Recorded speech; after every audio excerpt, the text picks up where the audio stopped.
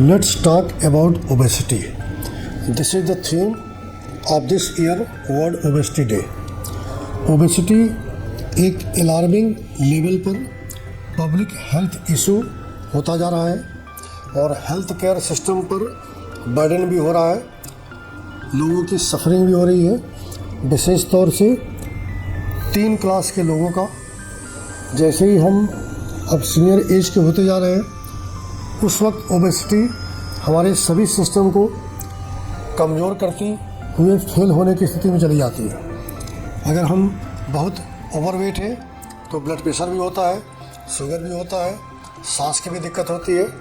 जैसे ही मुझे सांस की दिक्कत या शुगर की परेशानी होने लगी, हम चलना कम पसंद करते हैं या चलने में तकलीफ़ महसूस करते हैं, एक्सरसाइज धीमे धीमे बंद कर देते हैं और वो फिर आपको जोड़ों में समस्या, कमर में समस्या और आपके हार्ट की सांस की क्षमता को घटाती चली जाती है।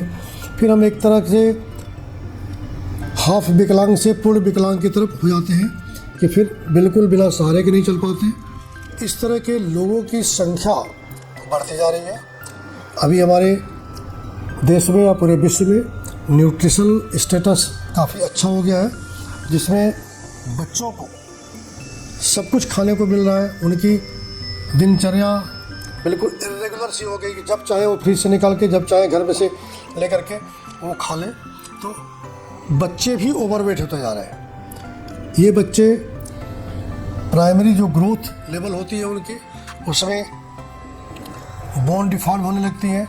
बोन और सांस के या गुर्दे के या ब्लड प्रेशर की समस्याएं अर्ली एज में स्टार्ट होने लगती हैं। तो हमें ओबेसिटी के बारे में चर्चा करनी चाहिए, घर के हर सदस्य के साथ करनी चाहिए।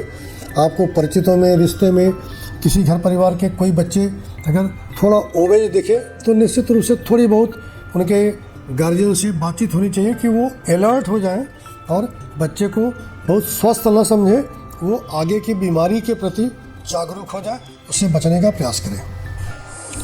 एडल्ट लाइफ में हमें हमेशा क्रियाशील ज़्यादा होना चाहिए।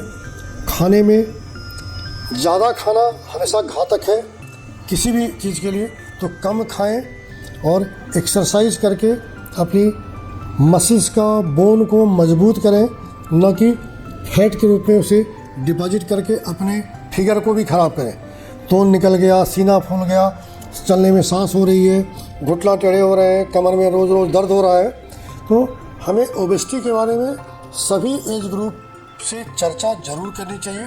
हम जो चिकित्सक हैं, स्पेशली स्पाइन और जॉइंट रिप्लेसमेंट के, उसके अर्ली स्टेज के भी पेशेंट देखते हैं, जहाँ प्रिवेंशन पर काम करते हैं। एडवांस स्टेज पर जहाँ सर्जिकल ट्रीटमेंट ही ऑप्शन बचता है, वहाँ भी काम करते हैं।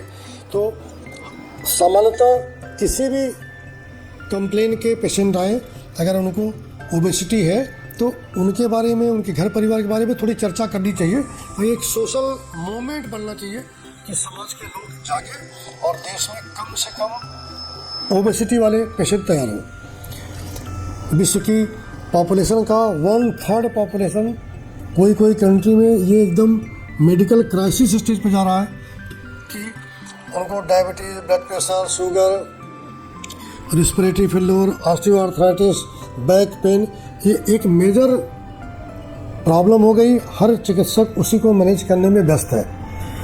तो हमें लेट्स टॉक का मैसेज है कि सभी लोग उसके प्रति जागरूक हों, अपनी खाने की हैबिट में सुधार करें, जीवन शैली में सुधार करें, जिससे कि इस कॉम्प्लिकेशन से बचें। धन्यवाद।